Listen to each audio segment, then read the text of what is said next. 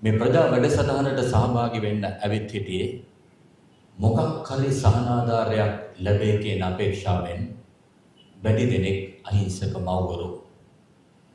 ඒ මව්වරු බොහෝ දෙනෙක් ඊටම කුෂවේගී ශරීර ඇති ඉලහැට පෑදුණු අහිංසක කාන්තාවෝ. වැඩසටහන අතරමැදදී හැම කාන්තාවකටම හැම කෙනෙකුටම කිරි පැකට් එකක් දුන්නා. තාත්තලා ගොඩක් අය කිරි පැකට් එක බිව්වත් අම්මලා නම් හනිකට අතේ තිබුණු රෙදි බෑග් එකේ කිරි පැකට් එක ගුලි කරගත්තා.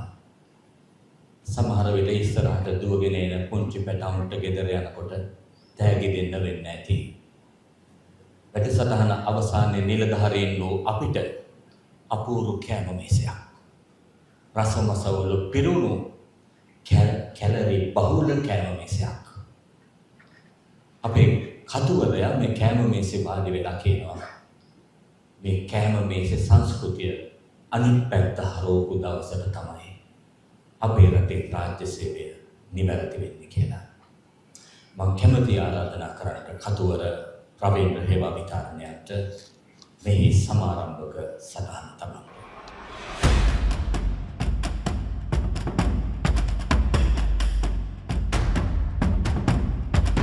ඇවිද මිනිසුන් අතර මේක තමයි අද දවසේ අපේ මාතෘකාව. රවීන්ද්‍ර හේවාවිතාරණ මහතා දිසාපතිවරයෙකු ලෙස Taman ලැබපු ඒ ජීවිත අත්දැකීම තමයි මේ පොතක් බවට පත් කරලා ඔබ වෙත ගෙනේ. අයිබෝන් කියලා අපි ඔබතුමා. අයිබෝන්. ඔබතුමා දිසාපතිවරයෙක් විදිහට ඔබතුමාගේ ගමන පිළිබඳව පරිපාලනධාරියෙක් විදිහට ගමන පිළිබඳව අපි මුලින්ම කතා කරමු. ඔව් මම 1987 වර්ෂයේ ශ්‍රී ලංකා පරිපාලන සේවයට සම්බන්ධ වෙනවා. එතකොට මම උපදිසාපති තනතුරු තමයි ඒ කාලේ තිබුණේ. පසුව තමයි ප්‍රාදේශීය ලේකම් තනතුරු බවට පත් වෙන්නේ. එතකොට ඒ 1987 මම මේ කොළොන්න කොට්ටාශයට තමයි ඉස්සෙල්ලම පත්වීමක් ලබන්නේ. ඒ කාලේ නම තිබුණේ සහකාර ආණ්ඩුවේ ජන උපදිසාපති කියලා කියන්නේ. එතකොට මම ඒ විදිහට කොළොන්නට ගිහිල්ලා කොළොන්නේ ජනතාවත් එක්ක මම රජයේ නිලධාරියෙක් හැටි වෙනවට වැඩිය මට වමනාවක් තිබුණා මිනිස්සුන්ගේ ජීවත් වෙන විදිහ වෙනස් කරන්න. ගම්මට්ටමේ තාම දරිද්‍රතාවයට මුහුණ දීලා හිටපු බොහොම පසුබට ජනතාවක් මට මුණ ගැහුණා කොළොන්නේදී. එතකොට මට ඕනේ වුණා දැන් අර සම්මත රාජකාරී ලයිස්තුවක් අපිට තියෙනවා.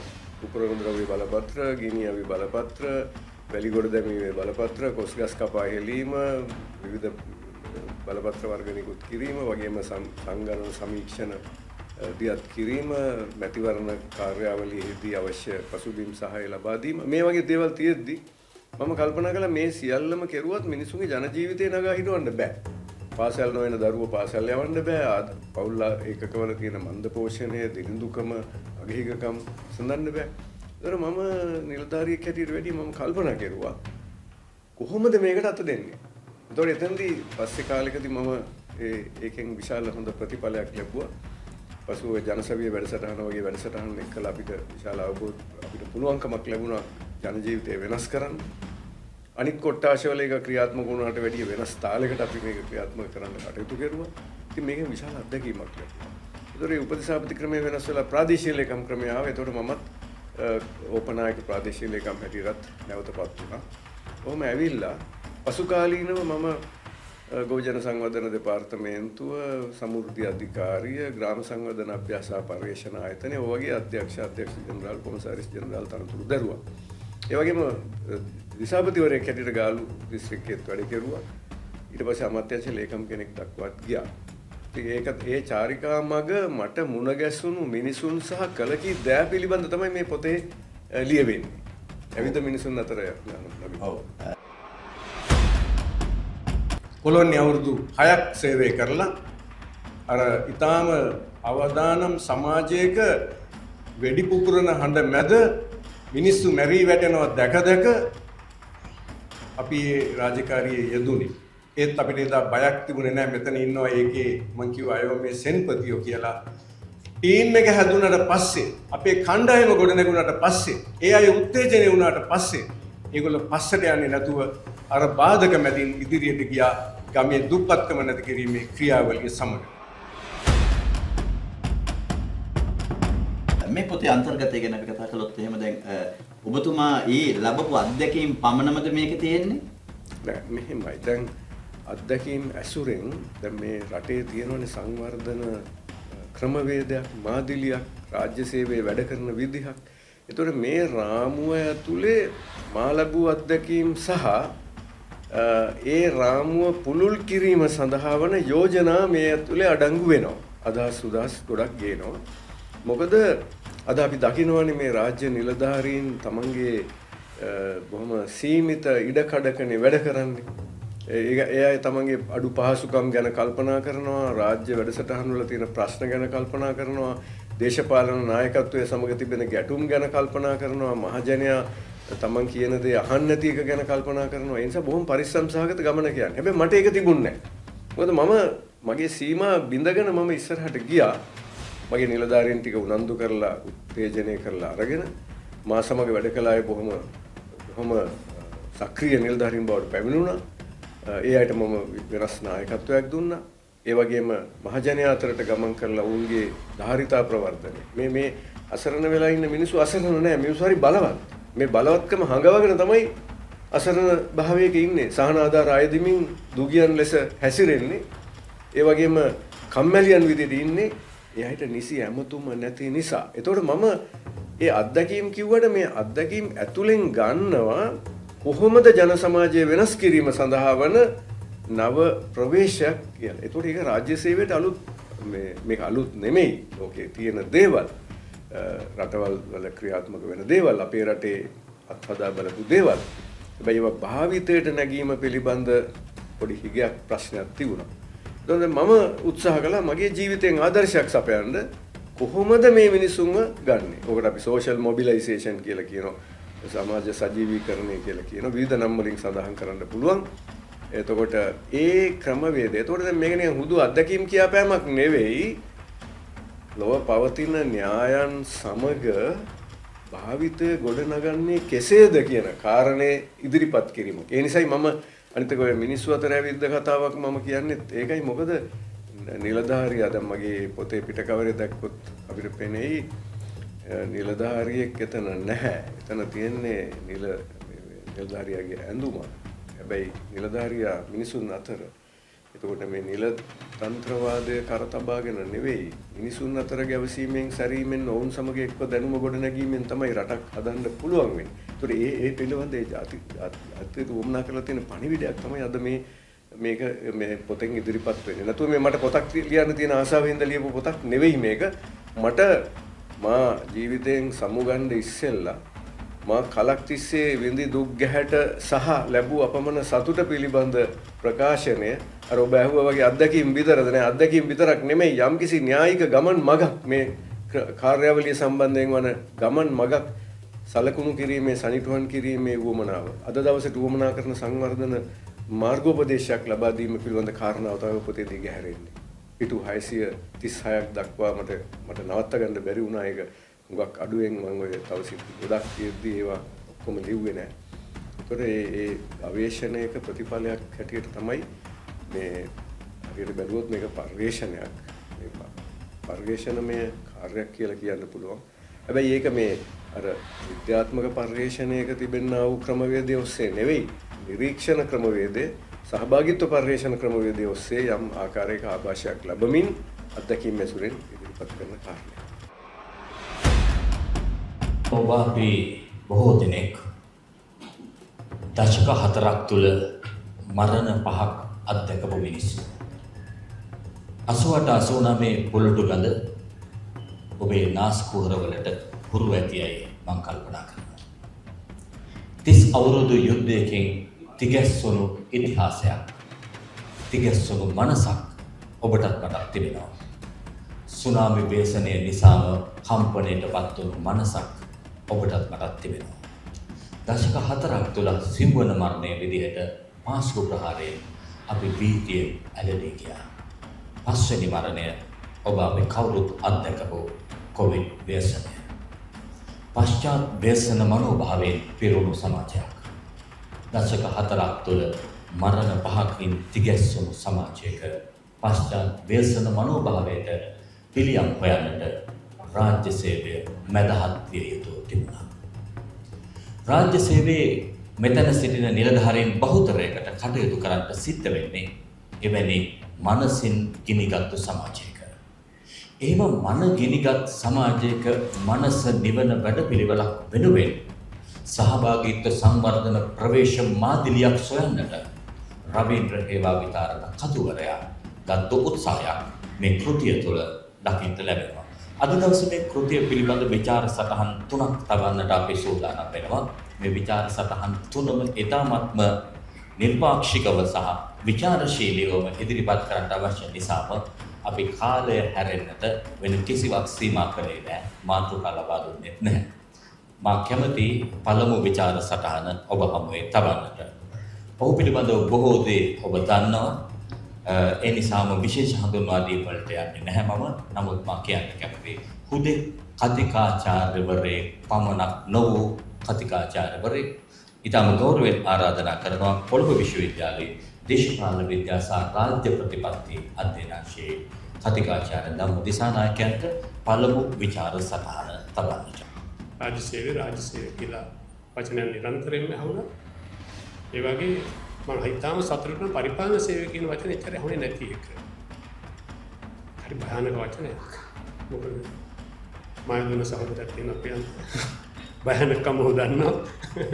මේක භයානක වචනයක්. ඉතින් මේ මොකද හේතුව මේ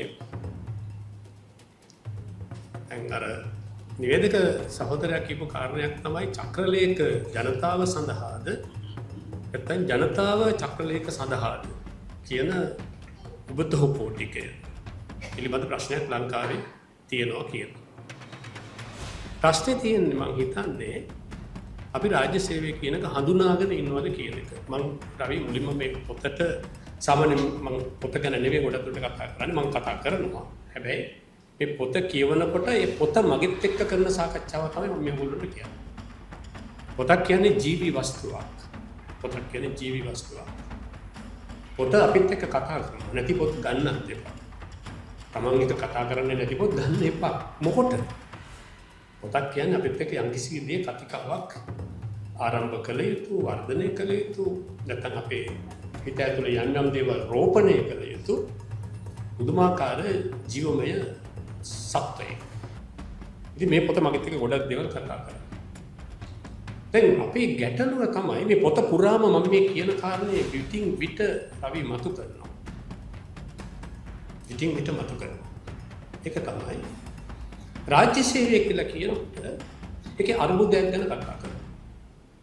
තව වචනයක් මට ඇහුණා සංවර්ධන පරිපාලන ආයතනය ගැන. මල්ලසේකර මහත්තයෙක් තියෙන එක. මම හිතන්නේ සංවර්ධන පරිපාලන ආයතනයේ හිටපු අධ්‍යක්ෂතුමා හිටියා මෙතන මට හම්බුන මගේ මිත්‍රයෙක්. සංවර්ධන පරිපාලන ආයතනයේ. හැබැයි ප්‍රශ්නේ තියෙන්නේ සංවර්ධන පරිපාලන ආයතනය හැදුවේ මොකටද කියන එක සම්බන්ධයෙන් අධ්‍යක්ෂතුමා නෙවෙයි අපේ රටේ බොහෝ රාජ්‍ය සේවයේ ඉන්න අය දන්නවද කියන එක මට නම් සැකයි. මගේ විශ්වවිද්‍යාලයට එනවා ඉගෙන ගන්න මේ රස්සා කරන අය. කොළඹ විශ්වවිද්‍යාලයට අයිචාර්ය ආයතනයට මගේ එන කීප දෙනෙක් සමහර අය රාජ්‍ය පරිපාලන අමාත්‍යාංශයේ වැඩ කරන අය. දැන් අවුරුදු 7-8කට උඩ නුන සිද්ධියක් මම කිව්වා. මම පද ඔබලාගේ ආයතනයේ විෂන් මිෂන් ලියලා ඇති නේද යනකොට. උදේට යනකොට ඒක ඇති නේද පේන්නේ. ඔහු එතන තියෙනවා. කියවලා තියෙනවද? නැහැ. කියවලා නැහැ. ඉතින් එයාගේ වැඩේ කරනවා මිස අදාළ අමාත්‍යාංශයේ තියෙන්නේ ඊ타මත්ම ගැඹුරු පුළුල් ඒකාබද්ධ මෙහෙයුමක් සඳහා කියන එක තේරුම් ගන්න නම් අර විෂන් මිෂන් එයාගේ වලට ධාරණය වෙලා තියෙනවා. නෑ එයා අස්සාවකට යනවා අපහු එනවා.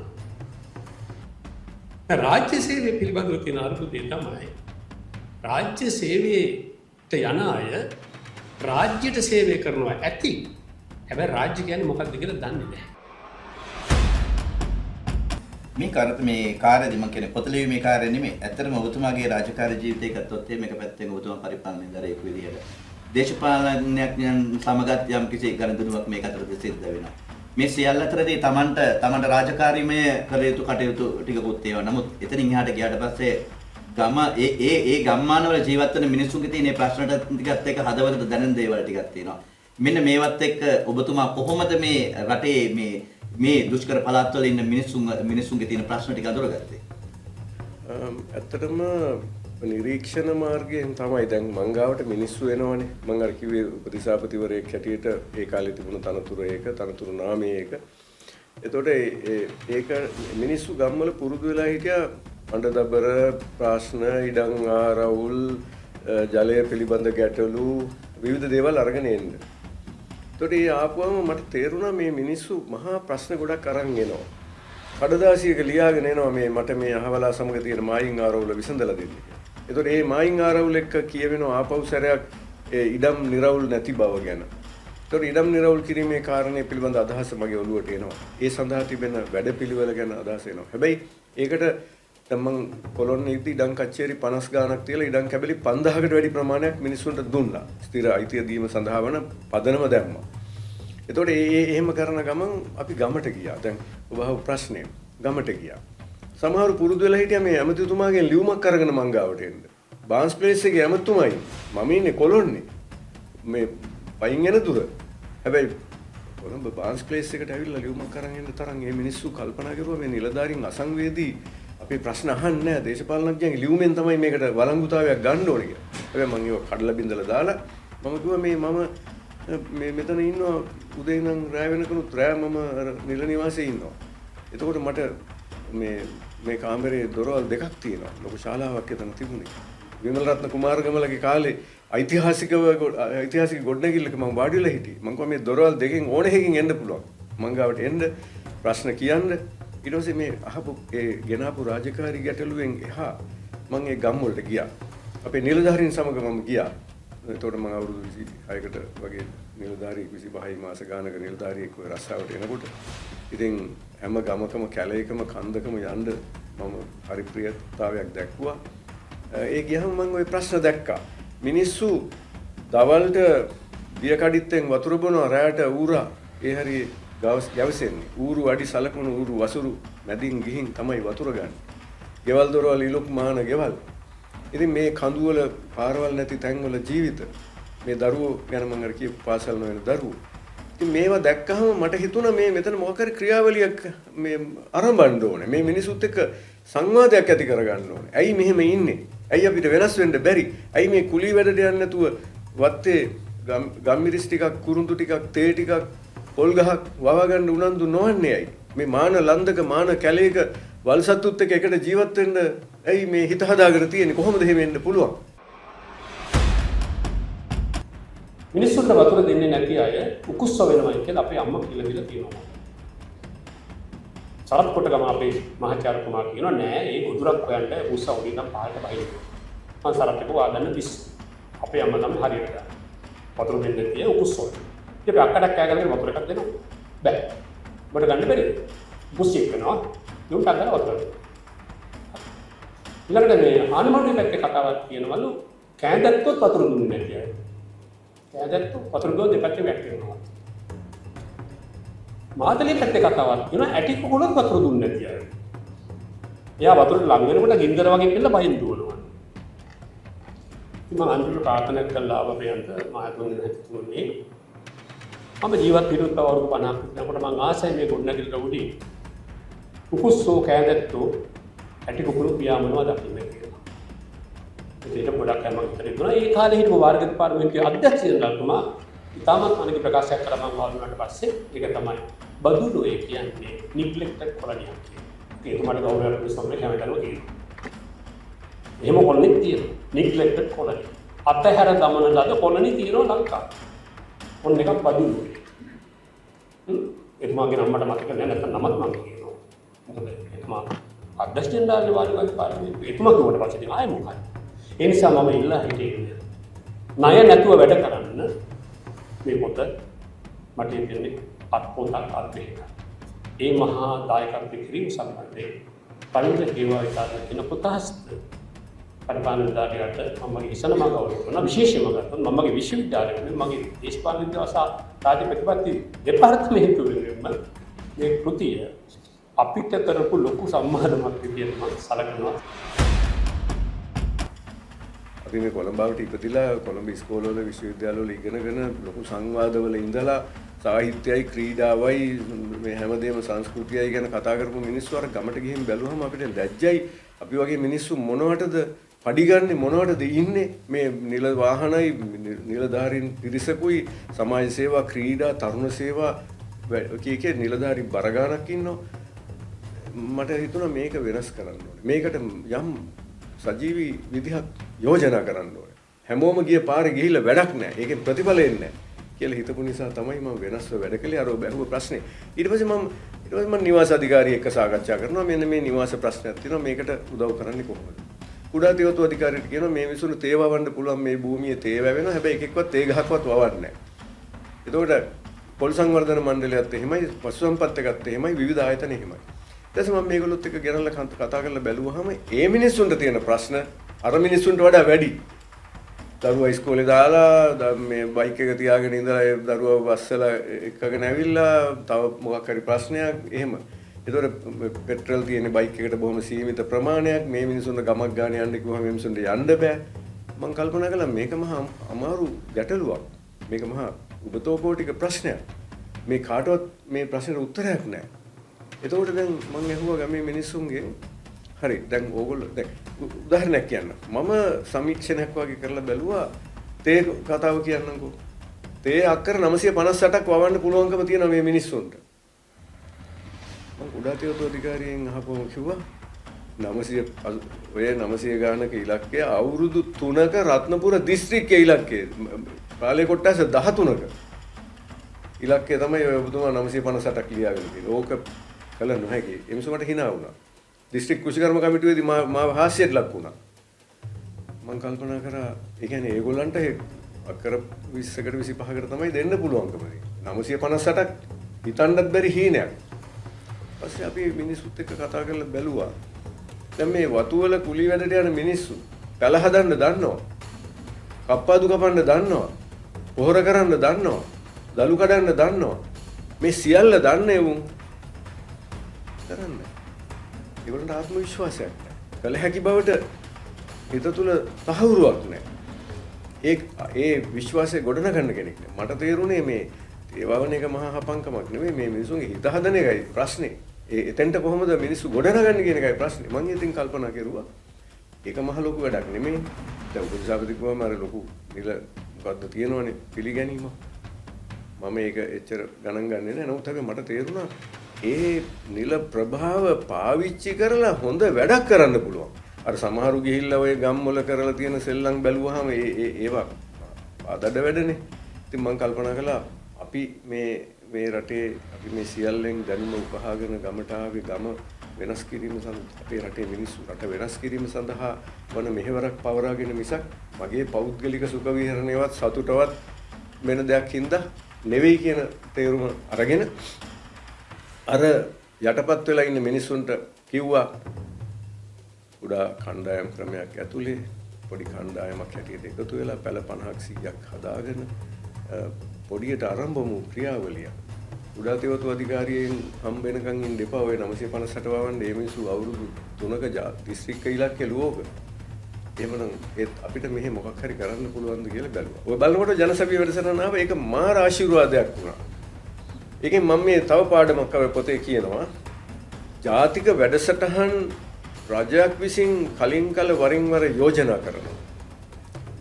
ඒගොල්ලෝ චක්‍රලේඛ ලියනවා කොළඹේ ඉඳන්.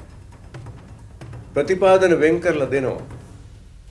හැබැයි මහ පොළොවේ පවතින යථාර්ථය නොදැක මේ උරා ගැනීමට සමත් මිනිසුන්ද මේ බිමේ සිටින්නේ කියන කාරණේ නොදැන කොළඹ ඉඳලා මධ්‍යගතව සැලසුම්කරණය කරලා පස් අවුරුදු දස අවුරුදු සැලසුම් හදලා මේක යවුවාම මේක රට සම්පෝෂිත වෙනවා කියලා හිතාගෙන ලියුම් යවන ප්‍රතිපාදන වෙන් කර දෙන චක්‍රලේඛ ලියන මිනිස්සු මහ පොළොවේ පවතින මේ විසංවාදයේ නොදන්නා බව තමයි ප්‍රශ්නේ. ඒක තේරෙන මිනිස්සු පරිවර්තකයෝ ඒ භූමියේ නැහැ, ආසන්නයේ නැහැ, නිලධාරීන් අතර නැහැ. මම දැක්ක මේ හිදස.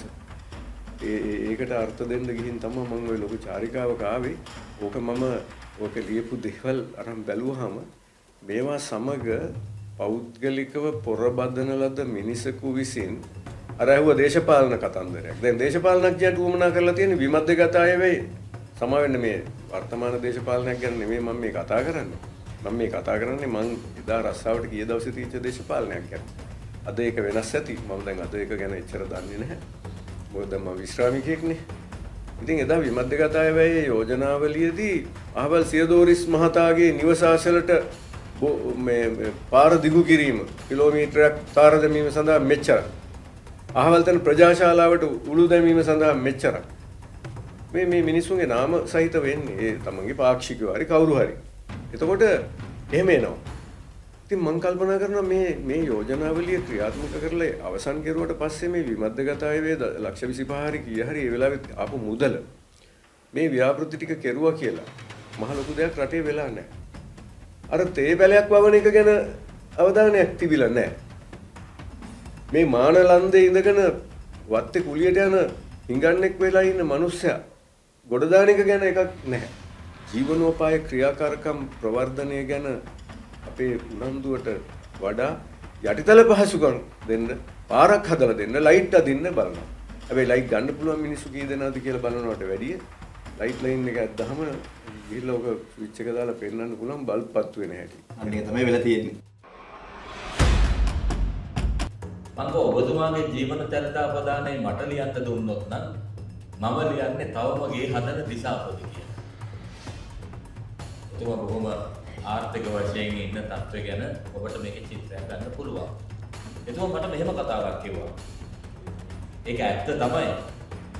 හැබැයි රාජකාරී ජීවිතයේ පුරාම කෙල්ලෝ දෙන්න ඉස්කෝලේ යන්න ලෑස්ති වෙනකොට ඇවිත් අප්පච්චි ඉස්කෝලේ යන්නම් කියලා වඳිනකොට දුවේ උඹලට ශිල්පය පිහිටන්න ඕනේ කියලා පිරිසිදු අත්දැකීම් ඔළුව අත ගන්න පුළුවන් වුණා. නොකිලිටි අත්දැකීම් දරුවන්ගේ හිස අත ගන්න පුළුවන් වුණා. උඹලට ශිල්පය පිහිටන්න ඕනේ කියලා. ඒ වගේම තමයි රාජකාරී ඇරිලා ඇවිත් කෙලි පෙන්චියෝ දෙන්න දෙපැත්තේ තියාගෙන නිදහස් මනසින් නිදා ගන්න පුළුවන් වුණා නොකිලිටි තාත්තා කෙනෙක් විදිහට. ඒ හින්දා ආර්ථික ජයග්‍රහණ වලට වැඩිය මට ඒ ජයග්‍රහණ ගොඩක් වටිනවා කියලා. දැන් ඔය කියපු කෙලි පෙන්චියෝ දෙන්න ගොඩක් ලොකුයි. ශාස්ත්‍රාභිමානයේ පිරිච්ච ලොකු කාන්තාව දෙන්නේ. මං කැමති ආරාධනා කරන්න ස්තුති කතාව සටහන තබන්න ලොකු කෙලීට. රාජ්‍ය සම්මානලාභී ලේඛිකාවක් අපොච්චිට වැඩි බොහොම ඉදිරියෙන් ඉන්න දෙවරක්ම හොඳම පරිවර්තන කෘතියට රාජ්‍ය සම්මාන ලැබුවා. අය ප්‍රවීණ ලේඛිකා නීතිඥ ආචාර්ය ප්‍රමෝදි හේවා විතාරණ. පුහුණු මම්පෙත් ඔස්සේ සිවිල් සේවයේ නිලධාරියෙකු මිනිසුන් අතර ඇවිදගිය ගමන් මඟ ගැන කියවන්නට අද අපට පොතක් ලැබී තිබෙනවා.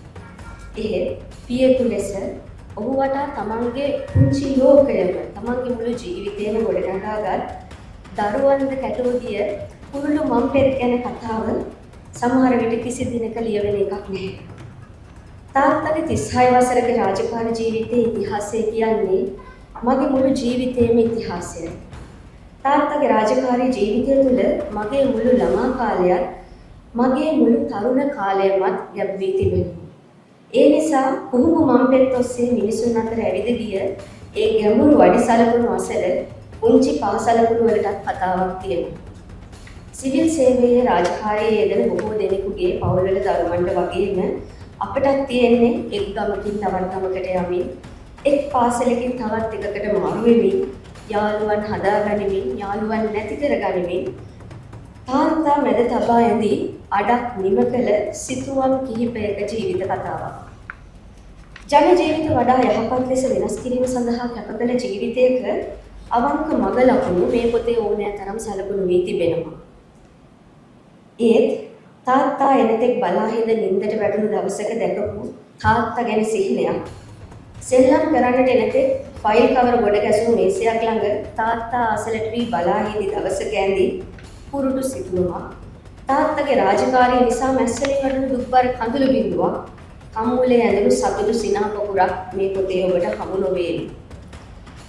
මානව හිතවාදී රාජ්‍ය නිලධාරීගේ ජීවිතයේ මේ සටහන්ව තිබුණත් ජීවිතයේ සියලු දුක්ඛ දෝමනස්යන් අඩු ලුහුණුකම් දරා ගනිමින් සිය දරු පවුලට ආදරය, සන්තෝෂය, රැකවරණය පමණක්ම දැනෙන ලෙස ජීවිත මංපෙත ඔස්සේ ඇවිද ගිය ප්‍රතාපවත්, ශක්තිමත්, ගෞරවනීය පෞරුෂයක කතාව, පියෙකුගේ කතාව සලකුණු වී ඇත්තේ අපගේ සිත් තුළ පමණක්මයි. ඇවිද මිනිසුන් අතර රවීන්ද්‍ර හේවාවිතරණ මහතා දිසාපතිවරයෙකු ලෙස ගමට ගිහිල්ලා ලැබපු ඒ තමන්ගේ අත්දැකීම් එක තමයි ඒ අත්දැකීම් සහිතව තමයි මේ පොත ලියවෙන්නේ. මම හිතන්නේ කාලයක් තිස්සේ අපේ රාජ්‍ය නිලධාරීන් බොහෝ ගම තුල වැඩ කරන්න උත්සාහ කළා. නමුත් විවිධ ප්‍රශ්න හින්දා ඒ සඳහා හැකියාවක් ලැබුණේ නැහැ. අවසාන වශයෙන් මම ඔබතුමාගෙන් අහන්න කැමතියි, ඔබතුමා ජනසවිය තිබෙන කාලේ ඒ ක්‍රියාත්මක කරන කාලේ ඔබතුමා ඒ කටයුතු කරපු හින්දා ඇත්තටම දුප්පත්කම නැති කරන්න අපේ සාමාන්‍ය ජනතාව තුළ දැනුවත්භාවය මදි නේද? ඔව්, ඇත්තටම මේ ජනසවිය යුගයේ පමණක් නෙවෙයි. ඊට ඉස්සෙල්ලා ආහාර මුද්දර, ඊට පස්සේ ජනසවිය, ඊට පස්සේ සමෘද්ධි කිය මේ විවිධ වැඩසටහන් ආවනේ. මේ මොන වැඩසටහන ආවත් ගම් මට්ටමේ දිරිඳු ජනතාවගේ දැනුවත්භාවය මේ ඇති කිරීමට ඒ වැඩසටහන් වලින් ප්‍රමාණවත් ආමන්ත්‍රණයක් වෙලා නැහැ. හැබැයි හොඳ උත්සාහයන් තිබුණා. ඒ උත්සාහයන් ක්‍රියාවට නගන්න පරිවර්තනය කරගන්න කෙනෙක් නැති ප්‍රශ්නය තමයි මම හිතන්නේ තිබුණේ. ඒවට සමහරට දේශපාලන බලපෑම් ඇවිල්ලා නිලධාරීන්ගේ ක්‍රියාකාරීත්වයේ තියෙච්ච ප්‍රශ්න ඇවිල්ලා ඒ වගේම ප්‍රජාවත් මේකේ ෂෝට්කට් හොයනවා, කෙටි පාරෙන් යන්න මිසක් ඒගොල්ලෝ බලන්නේ නැහැ තමන්ගේ වැඩේ කරගන්න. හැබැයි අර දැන් අපි මේ ජනසභියේ වැඩසටහන ආපු වෙලාවෙදී කොළොන්නේ එහෙම අපි මිනිසුන්ට එහෙම ඉඩ දුන්නෙත් නැහැ. දේශපාලනඥයින්ට ඕනේ දේ කරන්න ඉඩ දුන්නෙත් නැහැ. අපි එතන මැද ඉඳගෙන හරි මෙහෙයුමකට එක ගෙනිච්චා. ඒ හින්දා කොළොන්නේ ප්‍රතිඵලයක් ආවා. දැන් අද කොළොන්ට එදා අපි දැකපු මේ දුගී කොළොන්න නෙවෙයි. මම ඔය පොත ලියන්න ගිහිල්ලා හොයලා බැලුවහම අර ගම්මිරිස් පැල 10 20 හදලා පටන් ගත්ත වැඩේ අද එක්කෙනෙක් මට කතා කරලා කිව්වා සුරංග කියලා කෑල්ල ප්‍රදේශයේ එක්කෙනෙක් අපි අක්කර 2ක් වැව්වා අපිට අද මේ ගම්මිරිස් කන්නකට ලක්ෂ 30 ඉක්මෝන ආදායමක් තියෙනවා කිව්වා. එදා අපි කුලී වැඩට ගියා ඇඹිලි පිටියේ හම්බෙගමුවේ ගෝයන් කපන්න ගියා මේ පලංචිය නගලා අත්වැඩ දෙන්න ගියා මේ කොළඹ ඇවිල්ලා. දැන් අපි එහෙම යන්නේ නැහැ. අපේ වතු වල දැන් කුලියට එනවා මිනිස්සු කියලා කිව්වා. ඉතින් ඒ කියන්නේ මේ මිනිස්සු දැනුවත් වුණා නම් මේක අමාරුයි මේ කබොල්ල කඩන්න, මේ සර්පිලේ කඩන්න. ඒක කැඩුවාට පස්සේ මිනිස්සු යන ගමන හිතා ගන්න. තාත්තා සමග එකට සේවය කළ බොහෝ දෙනෙකු අද මෙතන ඉන්නවා. ඕනෑම කෙනෙකු තුළ තිබෙන එකිනෙකාට වෙනස් හැකියාවන්, දක්ෂකම් මෙන්ම අඩුපාඩු සීමාවන් විවිධ අයුරින් රවීන්ද්‍ර හේවාවිතාරණ තුළ ඔබ දැක ඇති. නමුත් ඔහු අවංක නැති බවක්, ඔහු කිසිවක් හෝ සොරකම් කළ බවක්, වංචා කොට ඇති බවක්, රාජකාරිය වෙනුවෙන් සිය ශක්ති ප්‍රමාණයෙන් කැප නොවූ බවක්, දේශපාලනයට හෝ දේශපාලකයෙකුට ගැතිව සිය හෘදය සාක්ෂිය විනාශ කරගත් බවක් කියන්නට කිසිවෙකුටවත් නොහැකි බව මම දන්නවා.